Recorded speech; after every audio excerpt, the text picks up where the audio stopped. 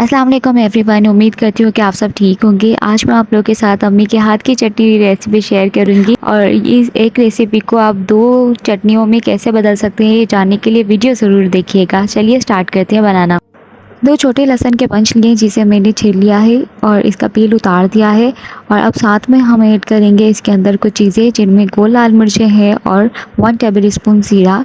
तो यहाँ पर 30 से 40 गोल लाल मिर्चें हैं, लेकिन ये गोल लाल मिर्चें थोड़ी छोटे साइज़ की हैं।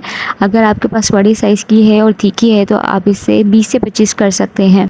आपने इस चटनी को इसी गोल लाल मिर्चों में ही बनाना है, तभी इसका टेस्ट ज़्यादा आएगा।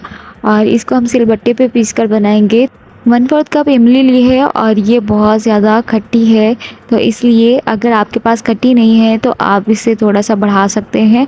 तो यहाँ पर अब सबसे पहले हम ऐड कर देंगे लहसुन, ज़ीरा और गोल लाल मिर्चें। तो सबसे पहले लहसुन और ज़ीरा आपने पीसना है और फिर उसके बाद थोड़ा थोड़ा करके गोल लाल मिर्चें ऐड करती जानी है। तो आपने इसको सिलबट्टी पे ही पीसना है। लहसुन ज़ीरा पहले डालिएगा और फिर गोल लाल मिर्चें ऐड करिएगा।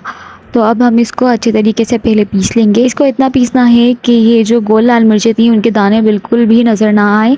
अब इमली के पानी को और इमली के पल्प को अलग अलग कर लेंगे। अब इमली के पल्प को भी हम पीसेंगे। तो इसी चटनी के साथ जब हम इसे पीसते हैं तो चटनी में गाढ़ा और लेसदार जो पन आता है वो इमली के पल्प से ही आता है।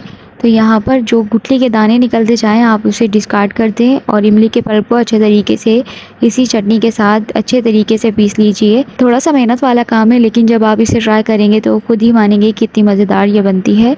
तो अब हम इसके अंदर से थोड़ी सी निकालेंगे और हाफ़ के अंदर हम धनिया पुदीना ऐड कर देंगे।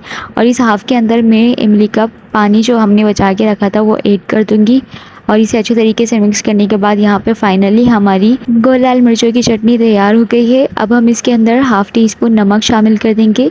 आप अपने टेस्ट के अकॉर्डिंग कम या ज़्यादा भी कर सकते हैं। तो यहाँ पर फाइनली ये रेड चटनी तो तैयार हो गई है। अब हम चलते हैं हरी चटनी तैयार करने के लिए। तो यहाँ हरी चटनी के लिए हमने उसी बैटर के हाफ पोर्शन में ऐड करना है धनिया पुदीना। हाफ बंच पुदीना और थोड़े से पत्ते धनिए के लिए हैं और इन्हें अच्छे तरीके से पीसने के बाद थोड़ा सा इमली का पल्प शामिल किया है, तकरीबन 3 to 4 टेबल स्पून। और यह फाइनली यहाँ पर मेहंदी कलर की हमारी चटनी तैयार हो गई है। अब इसमें ½ टीस्पून नमक शामिल कर देंगे और इसे अच्छे तरीके से मिक्स कर लेंगे। तो यहाँ पर हो गई ना मज़ेदार सी चटनियाँ तैयार। एक ही दफ़ा में आप इसे बनाकर स्टोर कर सकते हैं एयरटाइट कंटेनर के अंदर। आई होप कि आपको ये रेसिपी अच्छी लगी होगी। वीडियो देखने का बहुत शुक्रिया।